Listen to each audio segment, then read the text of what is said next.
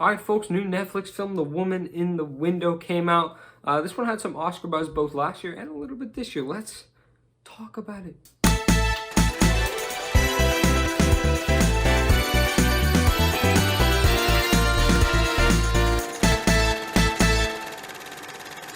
Firstly, if you've looked up this film at all, if you know anything about it, there's probably one thing that you know, and that's that it is a very, very, very stacked cast. There are so many great actors within this one, and I mean, and they all do a pretty good job, all things considered.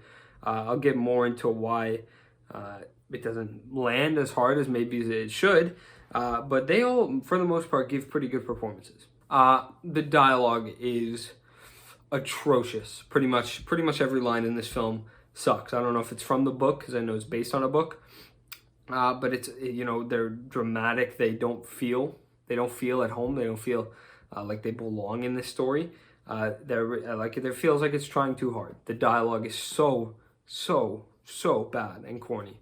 The film sort of pulled a Roma. There's a lot of stylistic choices here, and it pulled a Roma with the that's the film that I know that does it best, and the only one I know really that does it. A lot of pans, a lot of camera pans just across a room. I don't know. Cool observation.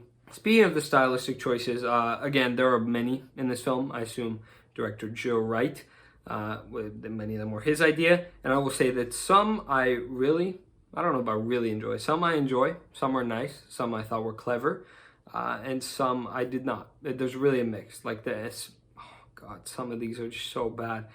Specifically in the last bit, there's just so many questionable choices as to why they did what they did. It's horrible. But other times, yeah, I mean, I was kind of in awe by how clever it was and how out of place it felt for this film.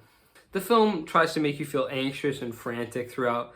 And while I don't like the film Uncut Gems personally, I know a lot of people don't share that opinion, but that's not a film I like. But I can appreciate the fact that it does that well. It makes you feel anxious and frantic. That's a good example of what I imagine this film was trying to go for. This film is just annoying. Well, it uses a lot of its techniques, again, to make you feel anxious and frantic. And it maybe sometimes works, but most of the time it's just obnoxious. As I mentioned, all the actors are great. You have, let's see, Gary Oldman, excellent. Amy Adams, excellent. Wyatt Russell, actually, from Falcon and the Winter Soldier. I wouldn't have known him prior to that, but he's in this, and it was good to see him. Julianne Moore has a little part. I'll say the kid, I don't want to give him too much flack, because I think a lot of it is the script's problem. He gets a lot of the bad dialogue, but it does feel like he may be a tad overacting in pretty much every scene he's in. Besides that, everyone else is pretty fantastic. The detective, Brian Tyree Henry, I've started to see him in more. Yeah, everyone else is pretty good. I want to shout out one good part of the film that I actually really liked. When they all gather, it's kind of maybe the climax. No, I guess not technically. There's a different moment.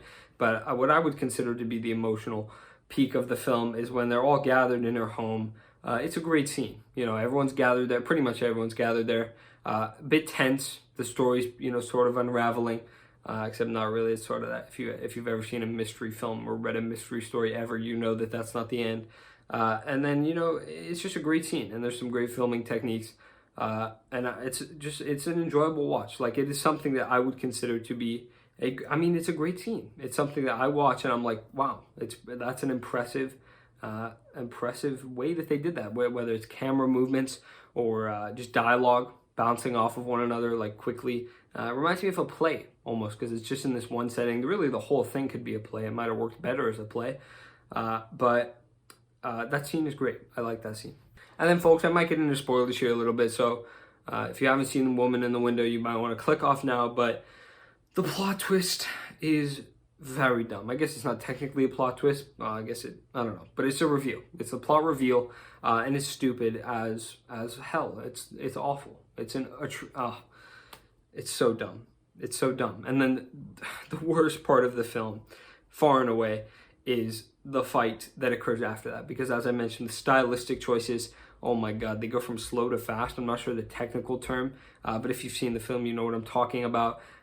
He's like, oh, dude, it's just like so jittery. It's so bad. It doesn't feel like action. It doesn't feel like drama. It's not tense at all. It's so bad. It is really bad scene. It's horrible. I have heard this is a book which, you know, kind of sucks. I haven't read it, of course. But really the main problem, folks, with this film is that the script sucks, right? The acting is not, I don't really have a problem with the acting. I don't have a problem with the cast. And the story itself is simple. It's been done, right? It's not an interesting mystery by any means. But the dialogue is definitely the nail in the coffin for The Woman in the Window. All right, folks, this one is tough. I predicted in my film ratings video, I predicted ratings for the months of, what are we in? May through July. So if you want to see that, that's up there. I predicted the rating I would give The Woman in the Window. I predicted a D. I think I didn't hate it as much as it seems everyone else hates it, because there were good moments in it. The bad moments were really bad. I always reserve the right to change. I've already changed some films that I've seen this year, but as of now, I don't feel good about this, but I'm going to go a C. And I can definitely see it going down to a D, just how forgettable it is. I'm already doubting myself. So it might end up being a D, even by the time I edit this. Future Ethan, if you want to downgrade it, you know, you have that authority. Past Ethan is giving you that authority. You're welcome. Folks, a C for Woman in the Window. Unless Ethan changed it, in which case a D for Woman in the Window. Alright, folks, that's my review of The Woman in the Window. I got some other reviews of films coming out this weekend. This should be the first one, if I'm not mistaken, because it's the one I saw first, and hopefully the one I upload first. Folks, I've been needing piece reviews. If you've seen the film, let me know your thoughts down below. You probably hated it because that's what everyone else seems to think of it. I said that. Folks, I'll see you in the next video.